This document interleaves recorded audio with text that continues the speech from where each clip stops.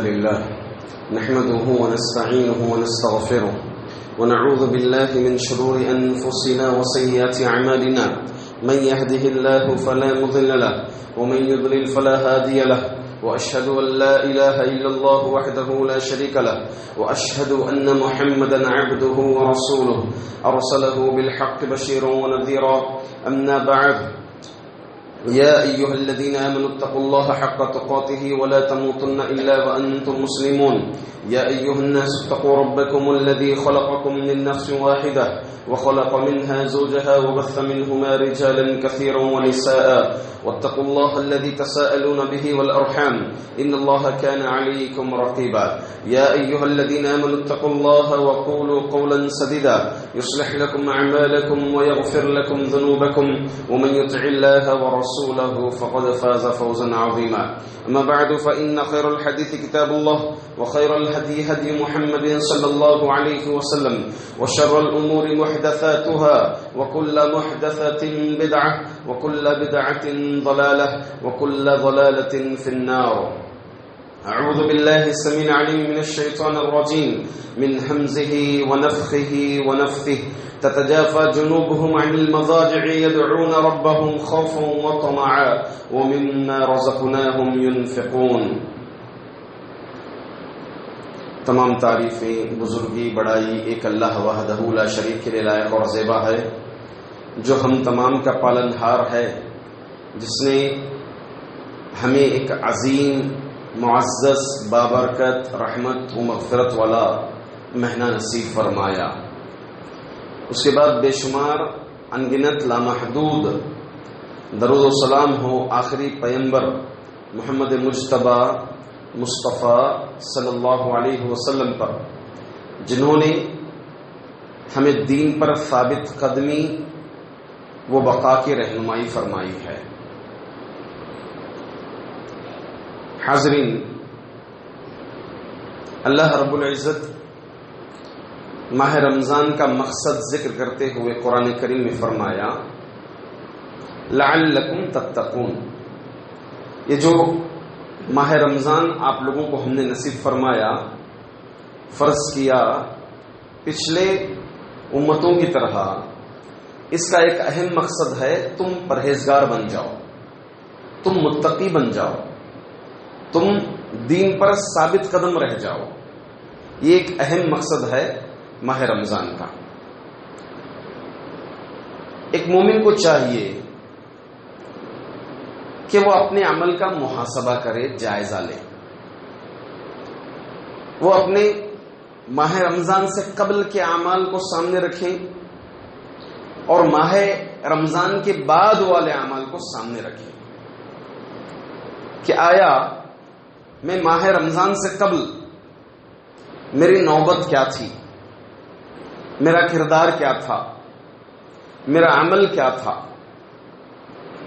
کہ کیا میں نمازوں کا پابند تھا، کیا میں سچ بولتا تھا، کیا میں دین کے معاملے میں کیسا تھا، میرا کردار کیا تھا. ماہ رمضان اللہ نے نصیب فرمایا، اس کا مقصد یہ ذکر کیا تقوی، پرہیزگاری، ثابت قدمی. تو اس رمضان کے بعد اپنا محاسبہ کرے کہ میں رمضان سے ایسا تھا پہلے، تو میرے اندر کیا بدلاؤ آیا، کیا چینجز میرے اندر آئے. اپنا محاسبہ کرے اور علی الفور ایک مومن بندہ رجوع کرتا ہے اپنے اعمال کی طرف، اپنے اعمال کی طرف رجوع کر کے اپنے اعمال کو درست کرتا ہے. معزز حاضرین، اللہ کے رسول صلی اللہ علیہ وسلم حدیث شریف میں فرماتے ہیں،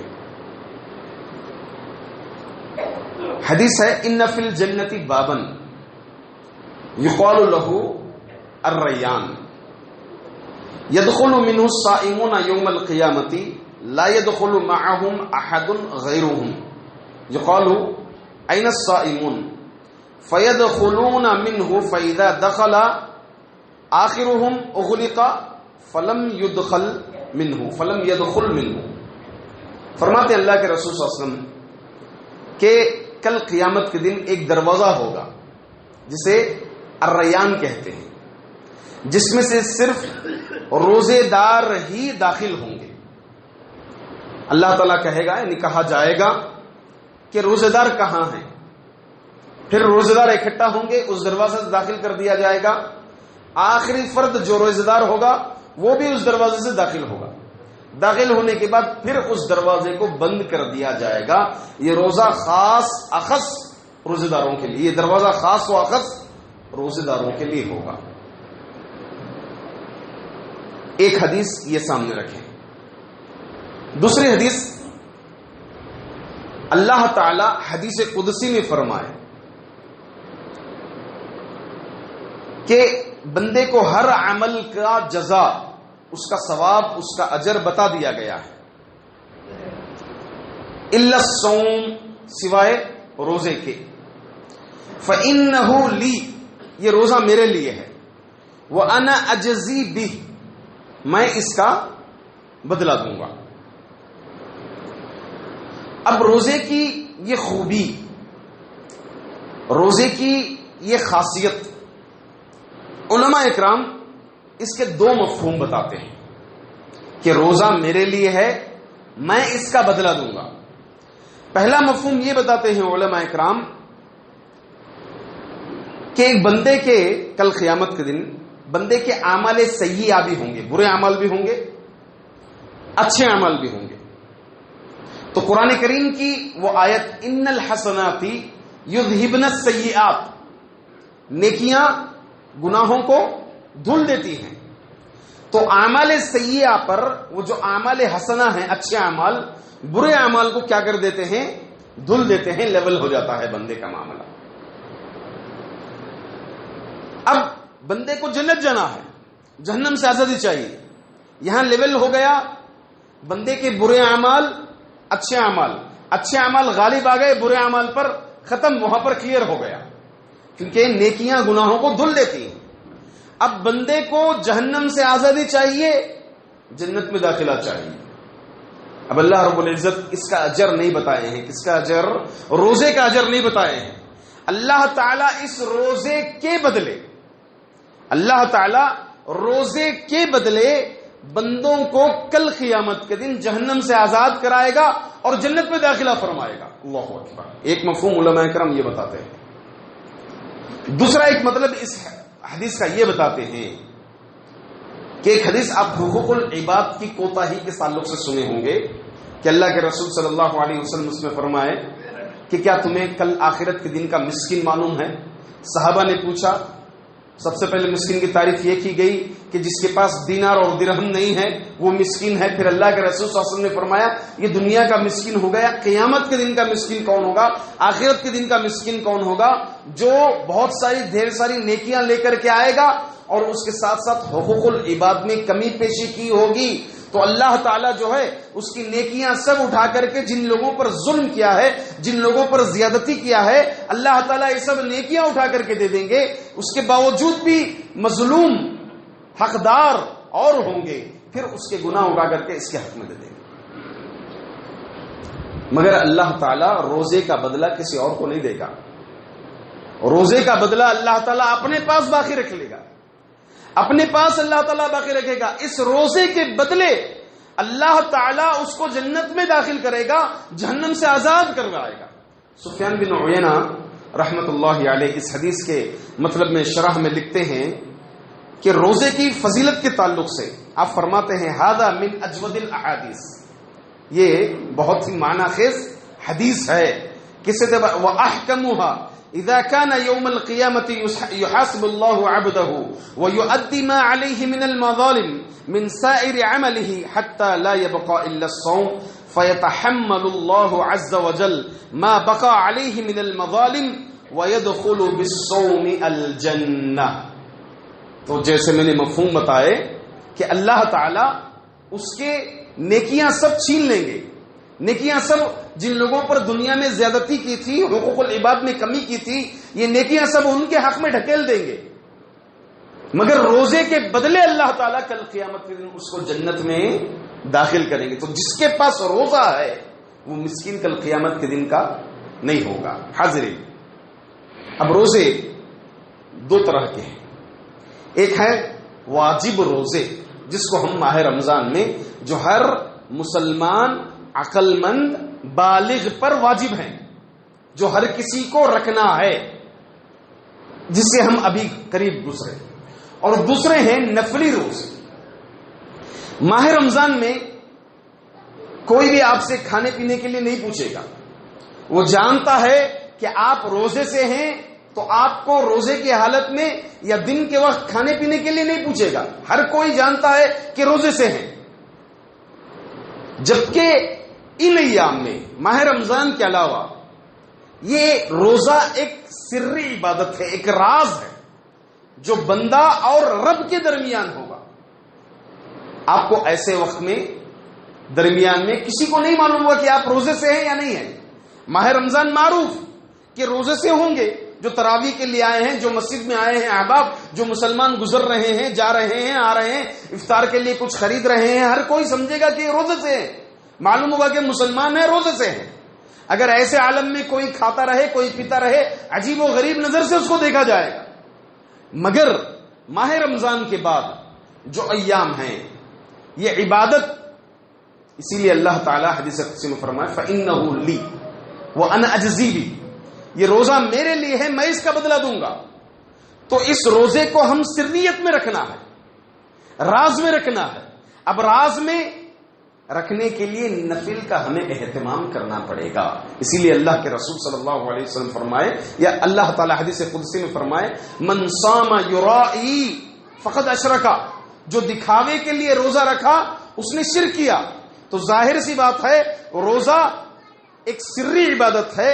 اس سریت کو باقی رکھنے کے لیے ایک بندے مومن کو نفل روزوں کا اہتمام کرنا پڑے گا. اور یاد رکھیں حدیث میں یہ ہے، علماء اکرام نے بھی یہ بتایا ہے کہ بندہ اگر نفل روزوں کا اہتمام کرتا ہے یہ اس بات کی دلیل ہے کہ اس کے واجب روزے قبول ہوئے ہیں. اگر وہ نفل روزوں کا اہتمام کرتا ہے یہ اس بات کی دلیل ہے کہ اس کے واجب روزے قبول ہوئے ہیں. یہ دوسری بات یہ ہے کہ اس بات کی دلیل ہے کہ واجب روزوں سے محبت کرتا رہا. یہ محبت کی دلیل ہے، یہ قبولیت کا نتیجہ ہے جو نفل روزوں کا اہتمام کرتا ہے. جبکہ ایک حدیث عام ہے نفل عبادات کے سلسلے میں. اللہ کے رسول صلی اللہ علیہ وسلم کیا فرماتے ہیں کہ جو بندہ نفلوں کا اہتمام کرے گا، سنن مؤکدہ کا اہتمام کرے گا، تو اللہ تعالیٰ فرائض میں جو کوتاہی ہوئی ہے ان کوتاہیوں کو ان نوافل کے ذریعے سے پر کر دیں گے کل قیامت کے دن. تو لہذا ہمیں چاہیے کہ اب بقیہ سال، بقیہ ماہ ان روزوں کا اہتمام کریں جو نفل روزے ہیں. نفل روزے کیا کیا ہیں؟ نمبر 1 ماہ شوال کے 6 روزے. اللہ کے رسول صلی اللہ علیہ وسلم نے فرمایا من صام رمضان ثم اتبعه 6 من شوال كان كصيام الدهر، جو کوئی رمضان کے روزے رکھے پھر ماہ شوال کے 6 روزے رکھے، گویا کہ اس نے پورے سال کے روزے رکھے. پورے سال کے روزے رکھنے کا اس کو اجر ملے گا، ثواب ملے گا. یہ کیسے؟ اس کو تقسیم کر لیا جائے. سال کے 360 دن ہوتے ہیں تو 30 دن ماہ رمضان سے اس کو تقسیم کر لے. 30 انٹو آپ اگر 10 کر لیں گے تو ڈائریکٹ 300 ہو گئے.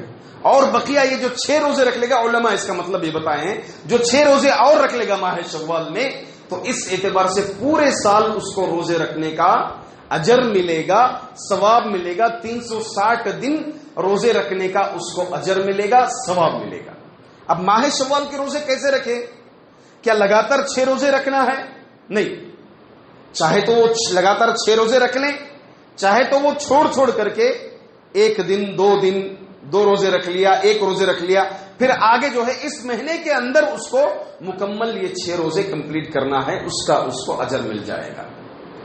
اسی طرح سے نمبر 2 تاسوعہ اور عاشورہ کا روزہ. کون سا؟ ماہ محرم میں 9 محرم اور 10 محرم کا روزہ. اللہ کے رسول صلی اللہ علیہ وسلم فرماتے ہیں صیام یوم عاشوراء احتسب علی اللہ ان یکفر السنۃ التي قبلہ. 10واں عاشوراء کا روزہ، 10 محرم کا روزہ، یہ پچھلے 1 سال کے گناہوں کو معاف کر دیتا ہے.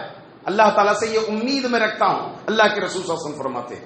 نمبر 3، یوم عرفہ، اللہ کے رسول صلی اللہ علیہ وسلم نے فرمایا من صام یوم عرفہ غفر اللہ لہ سنتین سنۃ امامہ و سنۃ خلفہ، کہ جو کوئی یوم عرفہ کا روزہ رکھے گا تو اللہ تعالیٰ اس کے 2 سال کے گناہ معاف کر دیتے ہیں، پچھلے 1 سال کے اور آگے آئندہ آنے والے 1 سال کے گناہ معاف کر دیتے ہیں۔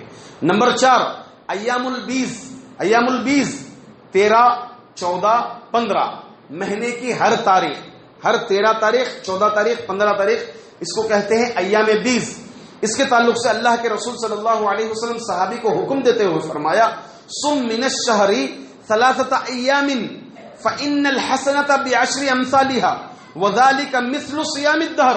اللہ کے رسول صلی اللہ علیہ وسلم نے فرمایا تم ہر مہینے کے 3 دن روزہ رکھو، اس لیے کہ نیکیاں، 1 نیکی 10 نیکی کے بدلے تک اللہ رب العزت اس کا اجر دیتے ہیں، اور گویا کہ یہ صیام الدہر مکمل زمانے کا روزہ رکھنے کے برابر ہے، پورے زمانے کا روزہ رکھنے کے برابر ہے۔ کوئی اگر مہینے کے 3 دن روزے اہتمام کرے گا پورے مہینے کا اس کو اجر ملے گا، پھر 3 دن رکھے گا پورے مہینے کا اللہ تعالیٰ اس کو اجر دیتے رہیں گے۔ اسی طرح سے پیر اور جمعرات کا روزہ اللہ کے رسول صلی اللہ علیہ وسلم اس کا اہتمام کرتے تھے۔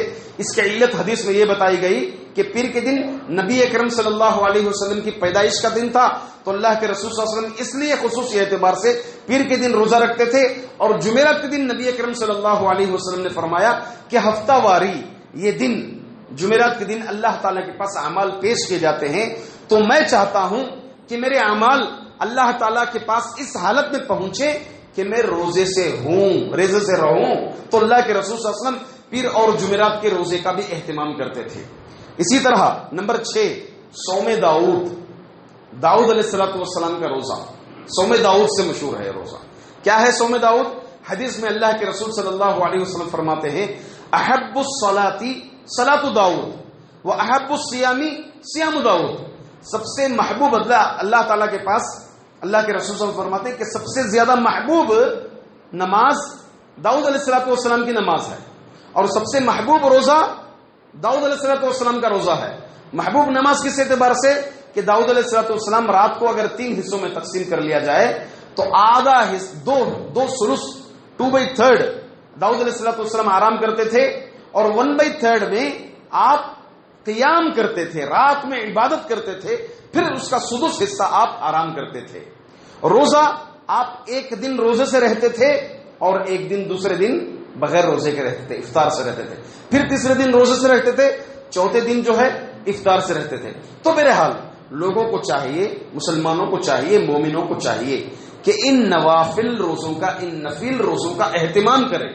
اللہ رب العزت حدیث قدسی میں فرماتے ہیں کہ اللہ کا تقرب اگر حاصل کرنی ہے، اللہ کا قرب اگر حاصل کرنا ہے، تو اللہ رب العزت حدیث قدسی میں فرماتے ہیں من عادى لی ولیا فقد آذنته بالحرب، کہ جو کوئی میرے ولی سے دشمنی مول لے میں اس کے ساتھ جنگ کا اعلان کرتا ہوں۔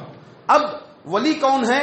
اللہ رب العزت فرما رہے ہیں کہ اللہ کا تقرب کیسے بندہ حاصل کر سکتا ہے، اللہ سے قریب بندہ کیسے ہوتا ہے۔ تو اللہ رب العزت فرما رہے ہیں وما تقرب الی عبدی بشیء مما افترضته علیہ، کہ بندہ کیسے قریب ہوتا ہے؟ سب سے پہلے تو میں نے اس پر جو فرض کیے ہیں اس کا اہتمام کرتا ہے، پھر وما تقرب الی عبدی بشیء، پھر بندہ قریب کیسے ہوتا ہے؟ نفل چیزوں کا اہتمام کرتے ہوئے، جو نفل روزے ہیں، نفل نمازیں ہیں، اس کا اہتمام کرتا ہے حتی احبہ، یہاں تک کہ میری محبت لازم ہو جاتی ہے، میں اس کو پسند کرنے لگتا ہوں، میں اس بندے سے محبت کرنے لگتا ہوں۔ فَإِذَا أَحْبَبْتُهُ، ہاں اللہ کی محبت جس کو نصیب ہو گئی، فَإِذَا أَحْبَبْتُهُ، جب میں بندے سے محبت کرنے لگتا ہوں، فَكُنْتُ سَمِعَهُ الَّذِي يَسْمَعُ بِهِ وَبَصَرَهُ الَّذِي يُبْصِرُ بِهِ وَيَدَهُ الَّذِي يَبْطِشُ بِهَا وَرِجْلَهُ الَّذِي يَمْشِي بِهَا۔ فرماتے ہیں اللہ رب العزت جب میں اس سے محبت کرتا ہوں تو میں اس کا ہاتھ بن جاتا ہوں جس کو وہ پھیلاتا ہے، میں اس کی آنکھ بن جاتا ہوں جس سے وہ دیکھتا ہے، میں اس کا کان بن جاتا ہوں جس سے وہ سنتا ہے، میں اس کا پیر بن جاتا ہوں جس سے وہ چلتا ہے۔ مطلب کیا ہے؟ اللہ رب العزت کے یہ ہاتھ ہو، یہ پیر ہو، یہ آنکھ ہو، یہ کان ہو، اللہ تعالیٰ اس کو گناہوں سے محفوظ کر لے گا. وہ گناہ نہیں کر پائے گا، اللہ تعالیٰ اس کو گناہوں سے بچا لے گا. اللہ اپنی معیت خاصہ اس کو نصیب ہو جائے گی. اللہ کی خاص معیت، اللہ کی خاص مدد اس بندے کے ساتھ شامل حال ہوتی. تو لہٰذا ہمیں چاہیے ایک مومن ہوتے ہوئے ہم نفل روزوں کا اہتمام کریں. اور یہ جیسا کہ میں نے بتایا کہ رمضان کے روزوں کی قبولیت کی ایک دلیل ہے، رمضان کے روزوں سے محبت کی ایک دلیل ہے نفل روزوں کا اہتمام. اب یہاں پر کچھ مسائل ہیں، 2-4 مسئلے ہیں، اس کو بول کر کے میں انشاءاللہ آج کا خطبہ جمعہ ختم کر دوں گا. پہلی چیز، نفل روزوں کے سلسلے میں اس کی نیت کب کریں گے؟ فرض روزوں کا معاملہ یہ ہے، طلوع فجر سے پہلے، ماہ رمضان کے روزے طلوع فجر سے پہلے نیت کرنا ضروری ہے فرض روزوں کے لیے. نفل روزوں کے لیے زوال سے پہلے تک بھی بندہ نیت کر سکتا ہے. نفل روزوں کے مثال کے طور پر کوئی فجر پڑا، سو گیا، 8 بجے 9 بجے 10 بجے اٹھا، ارادہ ہو رہا ہے اس کا کہ میں آج نفل روزہ رکھ لوں، شوال کا روزہ رکھ لوں، پیر کا روزہ رکھ لوں، ایام 20 کا روزہ رکھ لوں، تو وہ 10 بجے بھی 11 بجے بھی زوال سے پہلے تک نیت کر سکتا ہے نفل روزے کی. مگر فرض روزے کے لیے طلوع فجر سے پہلے کرنا ضروری ہے. اس کے برعکس اگر کوئی شرعی عذر کی بیس پر ماہ رمضان کے روزے چھوٹ گئے، بیمار تھا، سفر پر تھا، یا کوئی شرعی عذر تھا جس کی وجہ سے وہ روزہ چھوڑ دیا رمضان میں، تو ایسے آدمی جب وہ فرض روزوں کی قضا کرے گا تو اس کو چاہیے کہ طلوع فجر سے پہلے کرے، کیونکہ فرض روزے ہیں. فرض روزوں کی قضا جب کرے گا وہ طلوع فجر سے پہلے کرے گا. البتہ نفل روزے وہ زوال سے پہلے تک بھی اس کی نیت کر سکتا ہے. دوسرا مسئلہ، اب جو لوگ شرعی عذر کے بیس پر روزہ چھوڑے ہیں، یا خواتین کے روزے چھوڑتے ہیں، بیمار آدمی روزہ چھوڑ دیا، اب اس کے لیے مدت، یہ روزے رکھنے کی مدت پورے 11 مہینے ہیں. چاہے تو وہ لگاتار بھی روزے رکھ کر کے قضا پوری کر لیں، یا پھر کچھ رکھ کر کے بھی قضا پوری کر سکتا ہے. اب سوال یہ ہے کہ اگر ایک آدمی اپنے فرض روزوں کی قضا بعد میں کرے گا، مثال کے طور پر 6 مہینے کے بعد، 3 مہینے کے بعد کرنا چاہ رہا ہے، اب یہ شوال کے روزے رکھنا چاہ رہا ہے پہلے، تو کیا فرض روزوں کو پہلے کمپلیٹ کرنا ضروری ہے، یا پھر یہ شوال کے روزے رکھ سکتا ہے اپنے فرض روزوں کی قضا کا بیلنس رکھتے ہوئے؟ سوال کیا ہے؟ مسئلہ یہ ہے کہ اگر کسی کے رمضان کے، ماہ رمضان کے روزے، فرض روزے شرعی عذر کی بیس پر اس نے چھوڑ دیا تھا، تو کیا سب سے پہلے وہ فرض روزوں کی قضا پوری کرے گا، یا پھر نفل روزے جیسے شوال کے روزے یا پیر جمعرات کے روزے رکھ سکتا ہے؟ تو اس میں بات یہ ہے، واجب کی 2 قسمیں ہیں، ایک ہے واجب موسع اور ایک ہے واجب مضیق. واجب موسع جس کا ٹائم ہو، ایک لمبی مدت ہو، تو یہ رمضان کے روزوں کی قضا جو ہے واجب موسع ہے، پورے 11 مہینے ہیں، تو آدمی نفل روزے بھی پہلے رکھ سکتا ہے، جیسے شوال کے روزے، پیر اور جمعرات کے روزے، اس کو رکھ کر کے بعد میں جو ہے وہ رمضان کے روزوں کی قضا بھی کر سکتا ہے. پورے 11 مہینے کی اس کے پاس مدت ہے. تو لہٰذا یہ کچھ مسائل ہیں جو نفل روزوں سے متعلق ہیں، جو عموماً لوگوں کے ذہنوں میں یہ سوال آتا ہے، یہ مسئلہ لوگوں کے سامنے. عائشہ رضی اللہ تعالیٰ عنہا کی صاف دلیل ہے کہ وہ ماہ رمضان کے جو روزے ہیں، بقیہ روزے، اس کو آخر میں آپ اس کی قضا پوری کرتی تھی. اس کی قضا کب کرتی تھی آپ؟ آخری مہینے میں آپ اس کو پورا کرتی تھی. تو یہ دلیل صاف ہے. تو کیا عائشہ رضی اللہ تعالیٰ عنہ نفل روزوں کا اہتمام نہیں کرتی تھی؟ ضرور کرتی تھی، ضرور کرتی تھی. عائشہ رضی اللہ تعالیٰ عنہ نفل روزوں کا اہتمام کرتی تھی.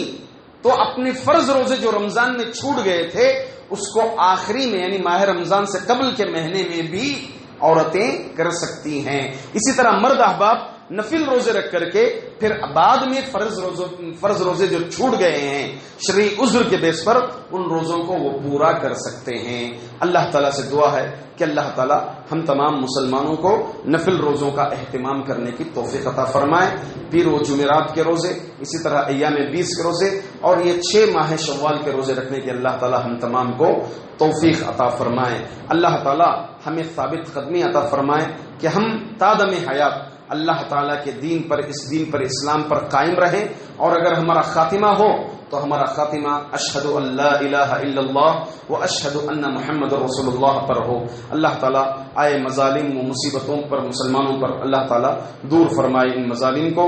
اسی طرح مسلمان جو قرض میں ڈوبے ہوئے ہیں، روزی کے معاملے میں پریشان حال ہیں، اللہ تعالیٰ ان کی پریشانیوں کو دور عطا فرمائے۔ جو مسلمان مرض میں مبتلا ہیں، اللہ تعالیٰ انہیں شفاء عاجلہ کاملہ عطا فرمائے۔ جو ہم سے اس ماہ رمضان میں وفات پا گئے، اللہ تعالیٰ ان کی قبروں کو منور فرمائے، ان کے قبر کو کشادہ فرمائے، ان کو جنت میں اعلیٰ مقام اللہ تعالیٰ نصیب فرمائے، ان کے گھر والوں کو صبر جمیل اللہ تعالیٰ نصیب فرمائے۔ آمین۔ اقول قولی ھذا استغفر اللہ لی ولکم ولسائر المسلمین من کل ذنب فاستغفروہ انہ هو الغفور الرحیم۔